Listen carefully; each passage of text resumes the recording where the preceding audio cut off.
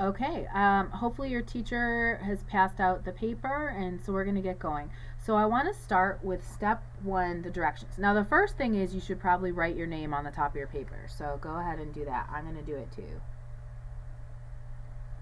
My name is Catherine Leach, and I'm not going to put a class period because I'm not actually in class, but you should write your class period so your teacher knows which class period you are in if she drops or he drops the stack of papers all over the floor and has to put them back in piles.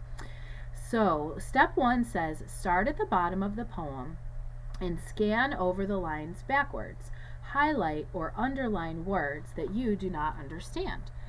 Before you read the poem from start to finish, work with your teacher in class to develop working definitions of the words your class chose. So, I'm going to do it for the so notice it didn't say read the poem. We're starting at the bottom and going to the top. And the reason we're doing that is when you read the poem from start to finish, you're going to think that you understand some of the words because of the context. Like you'll understand some of the poem, so you'll think you understand the words.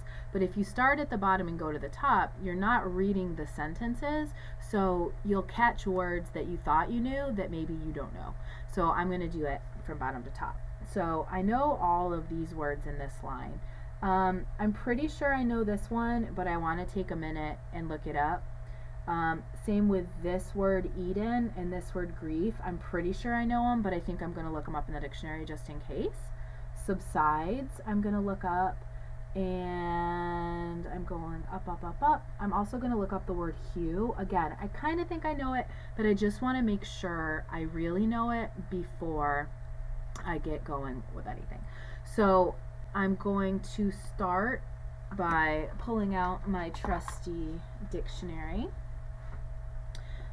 I got it right here, and hopefully y'all have your dictionaries too. And I guess I will go with the first word that in the poem, hue, H-U-E, and I'm going to look it up. So I've got my dictionary, and I'm going to start by looking at these guide words at the top of the page. Let me focus this.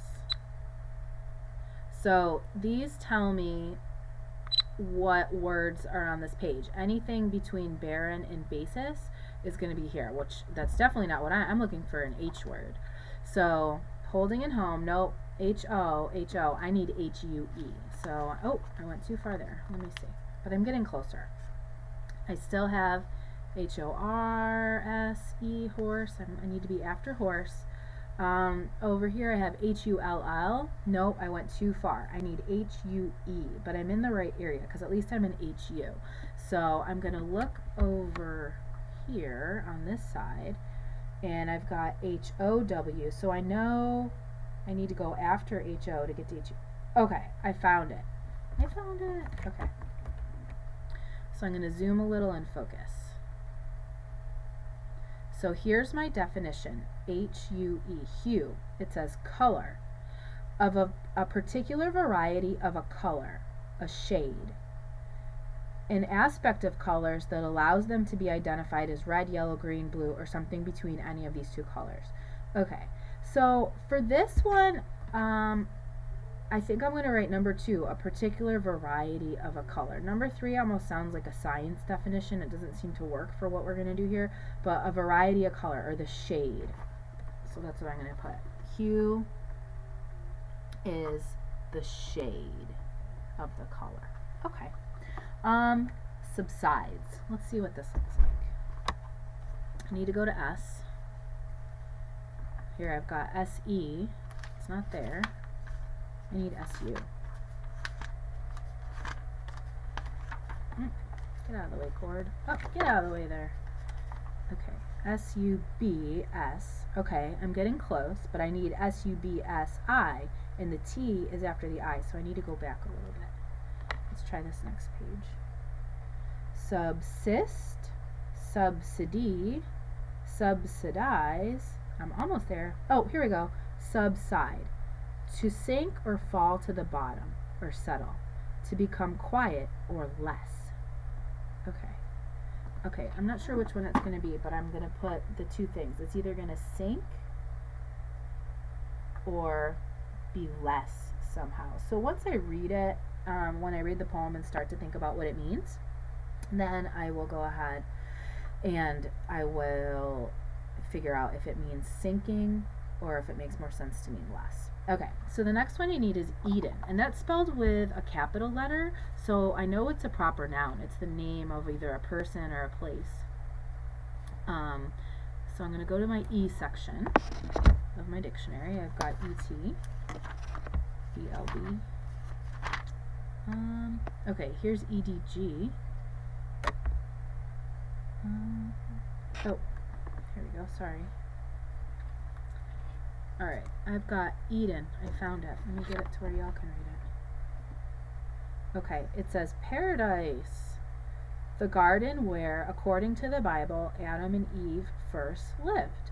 Okay, so it's that place. If you know the Bible story of Adam and Eve, Eden is the place where they lived, and it was totally perfect. Everything was awesome. But unfortunately, Adam and Eve got kicked out, and then they were in our world where everything is not perfect, and there's death and illness and pain, and we don't have free food and stuff like that. So Eden is paradise, and it was a place where everything was awesome, but then stopped being so awesome. All right, grief. I'm going to look that one up. Again, I think I know grief, but I just want to make sure I've got it, just in case. So I'm looking, I've got G-R-A, I need, it's I before E, right? Yep, G-R-I-E-F.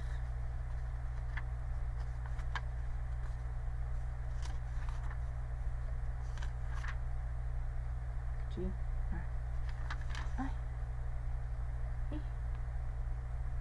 Grief.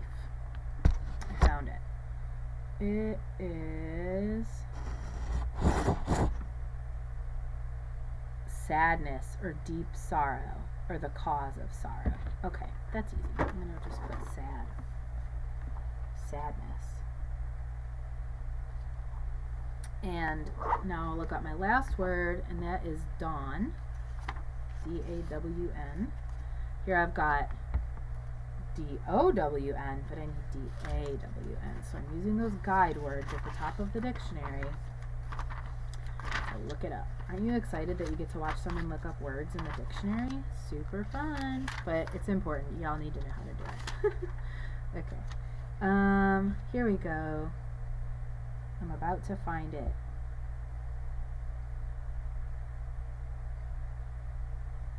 We got it. Alright. Y'all probably can see it, and you're like, she's so old, she can't even see it. It says, to begin to grow light as the sun rises, to begin to appear or develop, to begin to be understood, the first appearance of light in the morning. Okay, so I'm going to write that down. First light, I'll put just to remind myself what it means. Okay, so we've looked up our words, the words that I didn't understand in the dictionary, to make sure that I get them before I read the poem. So now when I read the poem, it's going to make more sense, because I can look at the definitions I looked up in the dictionary and make sure I really kind of get what the poem's saying. Because sometimes if you don't know the meaning of one word, it totally changes the meaning of the poem. So I'm going to stop here, and then we'll go on to step 2.